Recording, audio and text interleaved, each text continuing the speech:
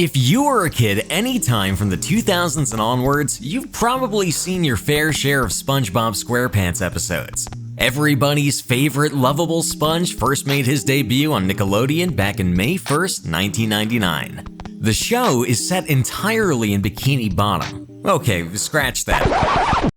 Mostly in Bikini Bottom. There's a creepy episode where we go to Rock Bottom, a twisted version of Bikini Bottom, and a Squidville episode. But you get the idea. Bikini Bottom is a city of talking fish, capitalist crabs, I like money, and a squirrel from Texas who misses land. But why is that? Where'd all the talking fish come from?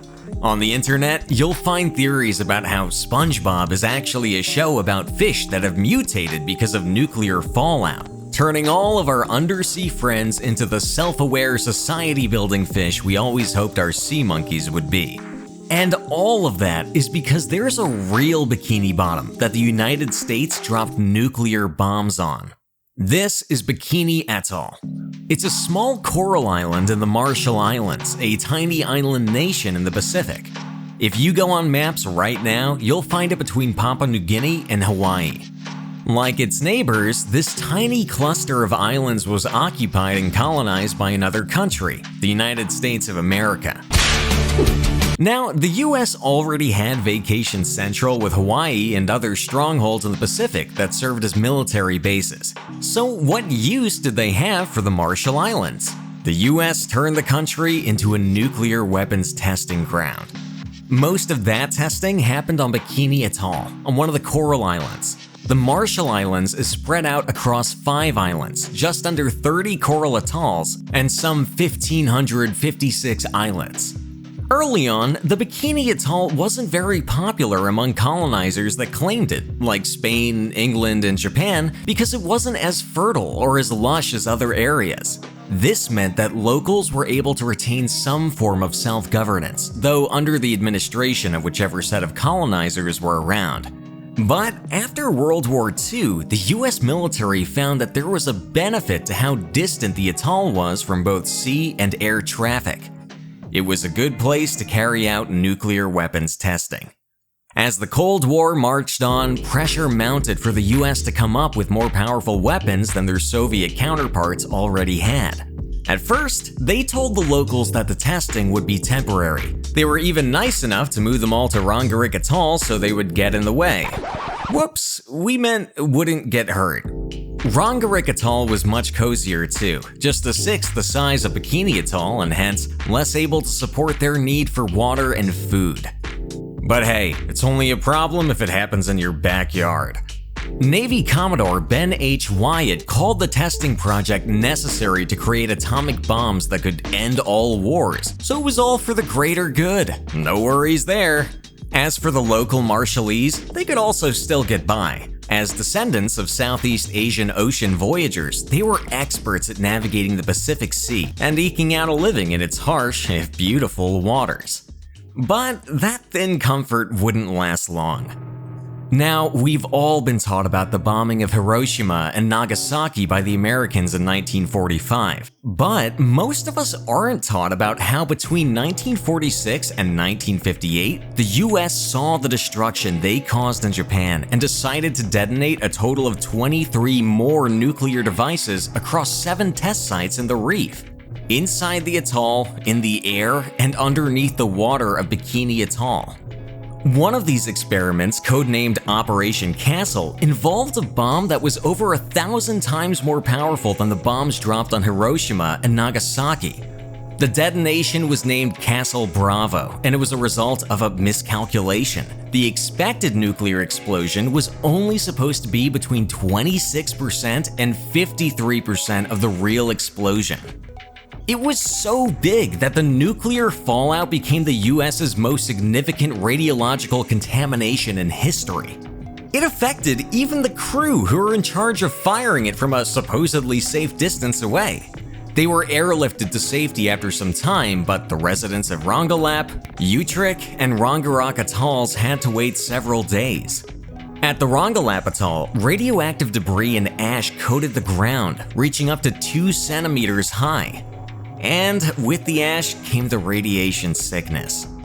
Radiation sickness's initial symptoms include nausea, fevers, weakness, hair loss, and internal bleeding. What appears to be nothing but a flash is actually a killer lying in wait, seeping through the walls of houses, into coral reefs, sinking into the bones of newborns still in the womb. And then the years tick by, and the bomb goes off again. Skyrocketing rates of cancer, stillbirths, miscarriages, and various genetic abnormalities rear their ugly heads. But that was a problem for later. The natives living in Runit Atoll moved to Yeland Atoll to get more space, then Kwajalein Atoll, then Kili Island. The testing left them living like stateless nomads in their own country. But they never forgot home. When President Johnson promised that the natives could come home to Bikini Atoll because radiation was supposedly reduced enough to be safe, locals started getting ready to come home, only to find that the local coconut crabs, which they relied on for food, were loaded with radiation. They stayed put, waited until the 80s to come back and enjoy their home again, but French scientists later dropped by to tell them, a full 10 years later, that the water they had been drinking from wells was still radioactive. Everything they ate and drank on the island was poisoned, and it was poisoning the fruit of their bodies. Women giving birth at the time would see their children come out with genetic abnormalities that made it difficult or even impossible for them to live an easy, normal life. One of them, a young boy born in 1971, would die from radiation exposure on the island at just 11 years old.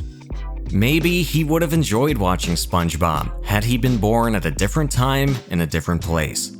The US would have likely kept all this a secret too if the radioactive material from these bombs didn't reach countries like Australia, India, Japan, and parts of Europe, as well as the United States. A Japanese fishing boat that was just outside the declared danger zone developed acute radiation sickness, as well from the fine ash that came as a result of the nuclear fallout. It fell on their ship like gray snow. When the world learned about the death of one of the fishermen and began to campaign against nuclear testing, Edward Teller, the father of the hydrogen bomb, came out to the public to offer his most heartfelt sentiments on the matter. It's unreasonable to make such a big deal over the death of a fisherman, or the many natives of Marshall Island, or the 11-year-old boy the testings would kill decades after they were first carried out. To Teller, whose still living son and daughter were not the victims of radiation, it was just people making a big deal out of nothing. Unlike the victims of nuclear testing on the Marshall Islands, Edward Teller got to see his grandchildren be happy and healthy. Given all this, you'd think the US would decide that it was perhaps best to slow down and stop destroying the environment and making people sick. But in the interest of democracy and the good of mankind, they chose to continue. What followed Operation Castle were several other series of nuclear tests, including Operation Red Wing and Operation Hardtack. In a very American brand of cruelty, the 17 nuclear bombs in the former were named after Native American tribes. The end effect, across a dozen years of 67 nuclear tests in and around the Marshall Islands, has been described as the most violent thing we've ever done to the ocean. And it's also one of the most terrible but least known atrocities committed against humankind. At Runit Atoll, a resident said, "We'd get a few fish, then the entire community would have to share this meager amount. The fish were not fit to eat there. They were poisonous because of what they ate on the reef. We got sick from them, like when your arms and legs fall asleep and you can't feel anything. We'd get up in the morning to go to our canoes and fall over because we were so ill. Then we started asking these men from America to bring us food. We were dying, but they didn't listen to us." Today, what was supposed to be a temporary relocation beginning in 1946 has stretched out all the way to today. There were some attempts to return the islanders to Bikini Atoll like in 1970. However, testing revealed still dangerous levels of radioactive material, which also contaminated the soil and the water and made it impossible to live in the area. A 1998 IAEA report found that Bikini should not be permanently resettled because of dangerous levels of radiation in the locally produced food. It reads, "It was recommended that Bikini Island should not be permanently resettled under the present radiological conditions. This recommendation was based on the assumption that persons resettling on the island would consume a diet of entirely locally produced food. The radiological data supports that if a diet of this type were permitted, it could lead to an annual effective dose of about 15 MSV. This level was judged to require intervention of some type for radiation protection purposes. 15 MSV. Hope, maybe. Whether or not there's any truth to the Bikini Bottom is Bikini Atoll theory, the theory doesn't have to be as bleak of an interpretation as we're asked to make it first, not like a lot of dark 2000s cartoon theories. In a way, maybe we can think about the existence of Bikini Bottom, surviving even after nuclear testing and thriving in spite of it, as a hopeful nod to people on the Marshall Islands. Sure, it's not a canon thing about the show, but we're going off the theory's premise here. Anyway, the local Marshallese are doing a bit better these days, even if their island is still contaminated. The Marshallese were able to sue the United States in 1975 for damages and reparations, resulting in the creation of the Hawaiian Trust Fund for the People of Bikini in 1975, and a later fund called the Resettlement Trust Fund for the People of Bikini in 1982, as well as the Bikini Claims Trust Fund. But no amount of money can make up for the lives and ways of living lost. Lenny Kramer, a Bikini local councilwoman, explained that the loss of the atoll meant the loss of homes, as well as the loss of the island's culture. As a result of being displaced, we've lost our cultural heritage, our traditional customs and skills, which for thousands of years were passed down from generation to generation, she said. After they were exposed like that, I can never trust what the US tells us. Not the only one. We wish this could be a feel-good story, but aside from the testing's effects extending throughout time, it also reached beyond Bikini Atoll. On the nearby Eniwetak Atoll, the US built the Runit Dome, known locally by a very fitting name, the Tomb. It is home to 3.1 million cubic feet of radioactive debris created by bomb tests, an amount that translates to around 35 Olympic-sized swimming pools filled with nuclear waste. Today, the dome is at risk of collapsing because of rising seas brought about by climate change. To make things worse, the US has also washed its hands with regard to the tomb. According to them, the dome is the responsibility of the Marshallese government because it is on Marshallese land. Never mind that it was never the Marshallese's idea.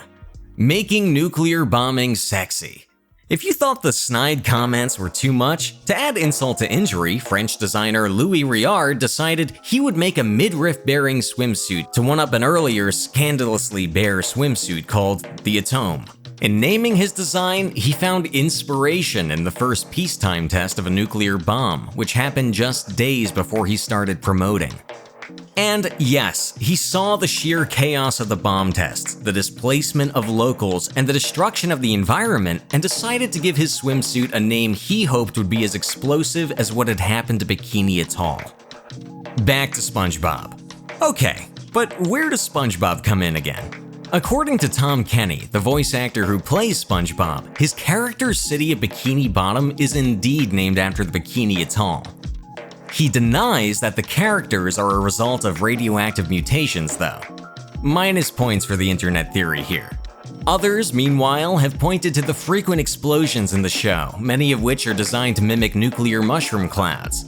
Last but not least, there's a small island that makes an appearance in the intro of every episode, and in some scenes above the sea level. One lonely island, standing alone, uninhabited.